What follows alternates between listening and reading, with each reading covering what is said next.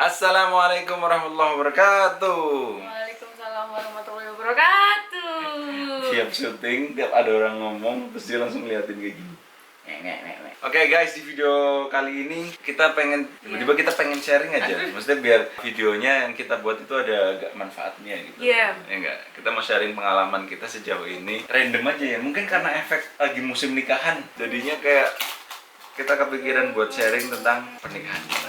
Jadi kita nikah tuh di usia yang sama, yang mana pas saat itu tuh banyak banget orang yang bilang kalau kamu nikah di usia sama, terus Maksudnya seumuran. nanti rawan loh.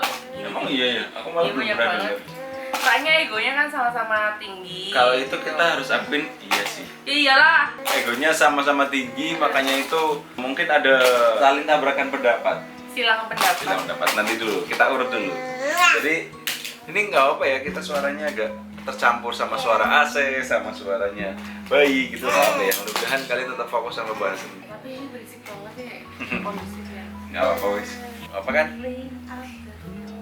Yang pertama, aku mau awali pertanyaan, nanti kamu yang respon dulu Oh ya. iya. Gimana sejauh ini perjalanannya pernikahanmu sama suamimu? Which is itu aku. Gimana apa dari segi apa nih yang harus dibahas? Ya, Maksudnya gimana? iya karena kan kita kan lagi bahas nikah seumuran tuh pengalamannya kayak gimana. Nanti akan ke sana akan ada cabang pembahasannya, tapi kita bahas yang dulu nikah seumuran sehingga perjalanannya gimana sejauh ini. Kita udah nikah dari 2019 sampai 2021 hampir 3 tahun. hampir 3 tahun. Sejauh ini karena sama-sama seumuran ya, sama-sama seusia, terus mungkin terpaut beda lulus pendidikannya tidak jauh, terus memulai karir, memulai apa-apanya itu semuanya hampir bersamaan kan, bertumbuhnya gitu loh, bertumbuh berkembangnya bersamaan. Jadi semuanya ya berjalan bersama, nggak yang satu lebih unggul gitu loh, apa enggak sih? Jadi si yang satu belajar ke yang lainnya gitu ya. Kita sama-sama belajar gitu ya. Karena sama-sama gini gitu dari segi Termasuk apapun. termasuk akhirnya di pernikahan juga kita sama-sama belajar juga kan. Iya. Nggak ada yang ini gitu kan, nggak ada kan, dan itu yang jadi menyebabkan beberapa konflik terjadi gitu lah. Biasa itu sangat wajar terjadi guys. Jadi kalau misal kalian nonton video di YouTube nikahan, orang nikahan, terus kalian terus kalian terinspirasi buat menikah, pesannya nih di awal jangan cuman karena nya aja, karena wah pernikahan itu di dalamnya banyak macam-macamnya, nggak cuman ada senangnya aja tapi juga banyak masalahnya, banyak sedihnya, banyak rintangannya dan lain-lain. Kalian harus sadar itu. Kalau misal ada yang tiba-tiba pengen menikah gara-gara nonton video YouTube, Iya, nggak usah. atau lain-lain lah, atau temennya nikah, atau kesetrum lah istilahnya, bukan karena kesiapan mental gitu, luar dalam. Apalagi ini aku pesan-pesan terkhusus buat teman-teman perempuan ya dan wanita yang aku rasakan dulu kan, misalkan namanya ada yang sold out nih satu, aku pengen banget, pokoknya aku harus maksa cowokku untuk menikahiku gitu loh, paham nggak sih? Tapi ya jangan gitu. Jangan, harus siap luar dalam. Kalau misal pengen ya berarti segera disiapkan, bukan segera menikah. Iya. Udah siap belum nih? Belum siap berarti disiapin dulu, bukan segera menikah tapi segera mempersiapkan diri buat menikah. Terus apalagi yang kita udah pacaran lama nih, kita harusnya cepat udah nikah gitu, itu Jangan bukan karena standar itu. Ya pokoknya kesiapan dari diri sendiri dan pasangan lah ya. Pasangannya udah siap belum? Kita udah siap belum? Udah berarti ketemu. Kalau misal enggak, jangan ada yang dipaksakan. Kayak lanjut. Ini kan tadi kan tentang gimana sejauh ini ya. Pokoknya itulah, karena kita seusia, jadi berjalan semuanya dari segi apapun tuh beriringan gitu. Memulainya hampir sama semua. yang berarti bukan tanpa alasan. Kalau misal orang yang ngomong nanti seumuran jadi gini. Bukan tanpa alasan. Karena tapi memang tidak memungkiri juga loh yang sama usianya tuh kan kedewasaan orang-orang beda-beda ya. Kadang ada yang seusia tapi yang satu udah dewasa, yang satu belum gitu kan, ada juga. ada yang lebih tua tapi yang lebih tua tidak lebih dewasa dari yang lebih muda juga ada. Nah tapi secara universal memang nikah seumuran itu membuka peluang terjadi konflik-konflik dalam rumah tangga lebih besar. Iya. Nah, itu juga yang terjadi sama kita. Jadi kita memang butuh penyesuaian karena nikah seumuran, sehingga banyak masalah yang terjadi dikarenakan kita nikah seumuran. Memang egonya masih sama-sama tinggi, sama tingginya egonya. Solusinya gimana? Apa yang kita lakukan buat memecahkan masalah itu? Nah itu juga butuh perjuangan tuh sebenarnya sampai akhirnya ya sampai sekarang kita masih belajar ya, belum yang sempurna, jauh lah dari kata sempurna tuh jauh banget. Kalau misalkan ada masalah gitu, lagi ada masalah gitu maksudnya. Aku sama Mas Benny tipe berbeda dalam menyelesaikan masalah. Kalau aku tuh harus diselesaikan saat itu juga, saat marahan. Kalau Mas Benny tuh harus nunggu semuanya reda dulu baru ngomong. Sementara kalau aku harus nunggu tuh nggak bisa, nggak sabar gitu loh. Oh ya kalau ada masalah ya saat itu juga selesai udah gitu. Nah, sedangkan aku harus nunggu dulu tapi kita akhirnya ketemu. Iya gitu. Secara beriringan, bukan sadar nggak sadar, secara beriring seiring berjalannya waktu tuh akhirnya tuh sadar sendiri gitu. Ada kalanya ada masalah langsung kita selesaikan saat itu juga, ada kalanya menunggu saat semuanya udah reda baru diomongin gitu. Jadi bukan yang misal ya kita juga tidak bisa memaksa satu sama lain. Sayang, misalkan kamu harus nurutin aku buat kalau ada masalah yang diselesaikan saat itu juga. Kalau aku maksa itu kamu nggak akan jadi. Ya. Tapi dia akan sadar sendiri gitu ketika aku harus nyelesain ini saat ini juga nih gitu baru diselesain. Sama juga kayak aku, kalau misalkan aku nggak bisa nih, kamu nyuruh aku kalau ada masalah tuh diselesainya nanti setelah semuanya reda, karena kita nggak bisa ngomongin masalah dalam kondisi panas gitu kan. Kalau aku diomongin kayak gitu aku nggak terima, pokoknya nggak bisa ini gitu. dari cara ngobrol kita aja kan udah kelihatan kan kayak gimana kalau misalnya ada konflik.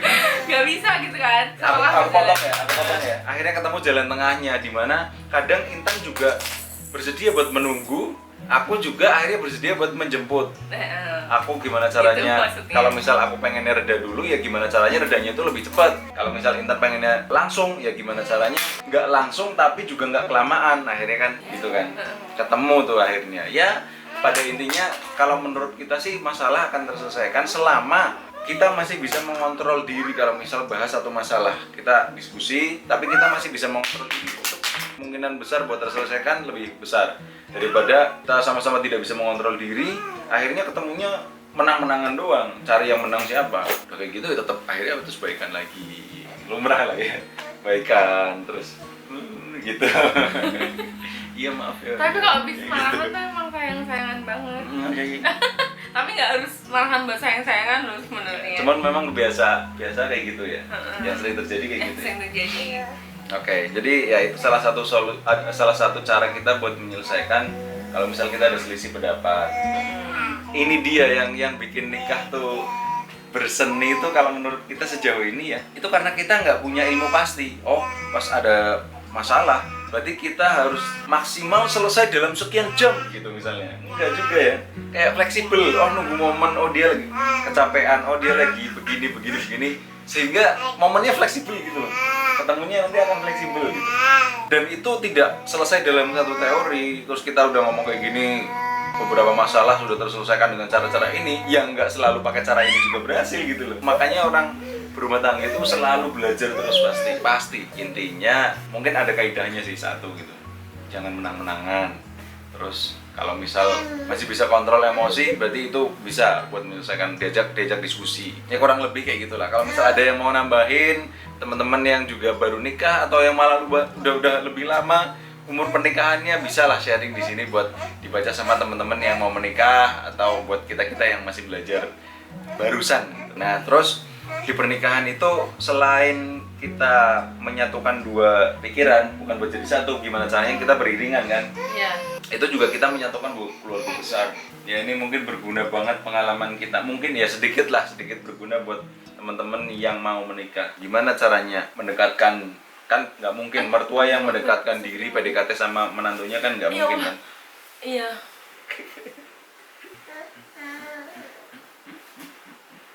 Dia suka banget kalau begini.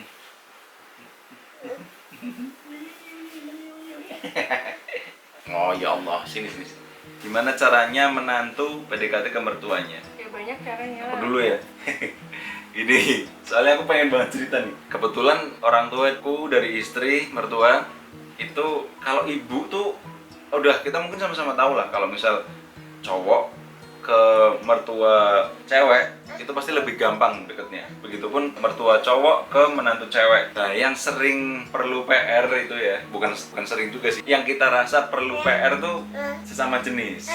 Misalnya cowok ke bapak mertua, cewek ke ibu mertua gitu. Nah, aku sempet awal-awal tuh bingung saya, karena biasanya orang gampang deket tuh kalau misal ngopi bareng gitu kan, ngerokok bareng gitu kan. Dulu aku mikirnya gitu, ternyata mertuaku tidak merokok dan tidak ngopi. Karena aku susah ya, serius aku susah, ini gimana caranya celahnya. Sedangkan aku gimana caranya harus deket kan sama mertua kan. Gimana? Ya, oh dia pengen kelihatan. Wah, akhirnya aku mencari cara tuh saya, dan belum ketemu gitu. Selama beberapa waktu kan belum ketemu. Jadi kayak kalau aku di rumah istri ada canggung-canggung gitu kan. Karena tak pikir semuanya selesai dengan ngopi dan rokok. Ya bener mungkin, tapi masalahnya itu nggak bisa dilakukan gitu kan. Ya sudah, akhirnya aku mencari celah di pekerjaannya. Terus kebetulan sini kebetulan bapak mertua tuh suka olahraga, nge-gym. Dulunya kan aku suka nge-gym dulunya. Wah, dari situ tuh sayang. Aku nanya-nanya, sok-sokan pengen tahu di rumah kan ada alat. Ini gimana cara makainya? Wah, di situ excited banget bapak menjelaskannya. Soalnya beberapa pengalaman sebelumnya tuh aku nanya tentang apa belum nyambung. Nah, terus salah satu ini baru salah satu. Oh, ditanyain tentang ini alat gym yang ada di rumah, cara makainya. Excited banget bapak menjelaskannya. Ya nggak? Ya kan? Nah, dah ini. Tuh, ya kan? Nah, di situ akhirnya bapak keluar tuh, kayak udah mulai ketemu celahnya nih. Oh, udah di sini nih, mulai deket. Walaupun aku nggak lanjutin itu. Ngejim-ngejimnya kan aku nggak lanjutin. Cuman buat membuka doang, tapi akhirnya bener terbuka loh.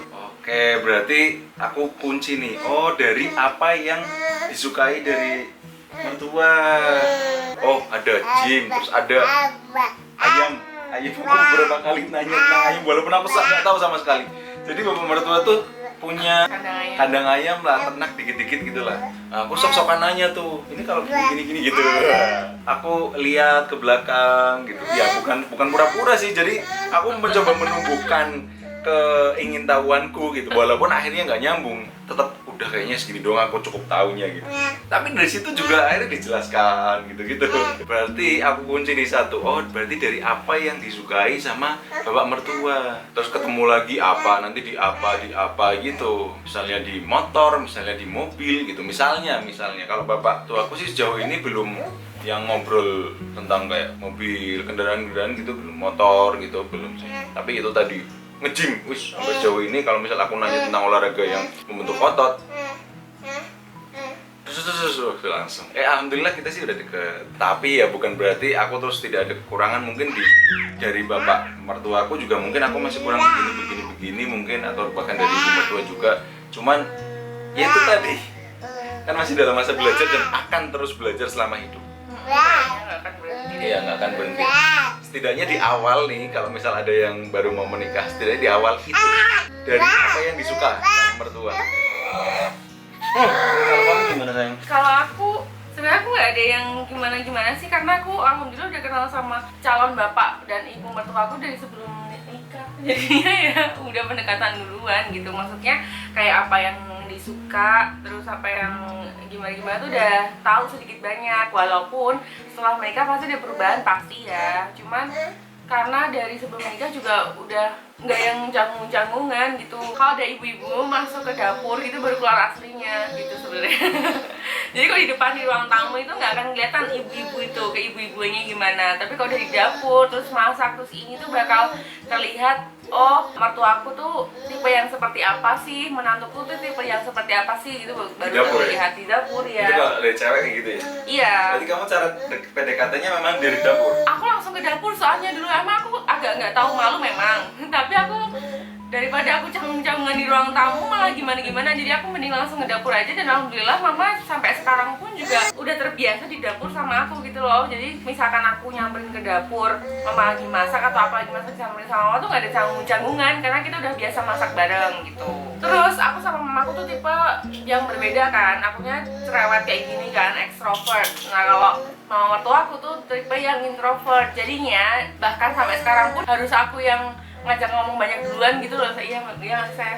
Jadi aku yang mancing dulu. Nah kalau udah terpancing nih, biasanya mama aku udah keluar semuanya gitu. Cuman nih gitu aja. Ya, tapi ini kan mungkin mertua kita nonton nih dua-duanya nih. Ini kan karena kita sharing kayak gini, mumpung di video ini, kalau misal ada yang kurang gitu atau apa, Ya pasti banyak lah yang pasti kurang. ada, pasti ada. Aku masih Tolong yang- diingatkan gitu ya. Karena gimana juga kita pengen dianggap sama mertua kita masing-masing sebagai anak, bukan menantu. bukan menantu, yang mana kalau misal ada Kalau kekurangan, salah, misal kalau ada salah, salah diingatkannya ya sama kayak orang tua kita negur iya, kita, gitu. diingatkan sebagaimana bapak-bapak, ibu-ibu mengingatkan anak-anak Anda gitu. Ya kan, gitu kan. Iya. Jadi kalau misal Intan kurang gimana, bilangin aja harusnya gimana. Begitupun saya. Nah, ini sumpah guys, ini nggak kondusif banget. Jadi kayaknya segini dulu aja. Kalau misal videonya dirasa menarik, kita akan lanjutin sharingnya karena banyak banget yang pengen kita ceritain. Tapi yang mungkin di situasi yang agak berbeda lagi iya ya, jangan soalnya. di sini. Nah ini nih kayak gini nih guys, masalahnya nih guys. Gimana nih guys ya? Ya udah segitu dulu aja kali ya guys ya. Kalau misal mau dilanjut tolong di komen. Terus kalau misal ada keluarga yang lebih lama sudah umur pernikahannya, atau misal tadi mertua kami misal ada tolong diingatan nih Pak. Ya udah, makasih guys. Udah, kamu pamit sana. Oh iya, pegang. Iya. Assalamualaikum.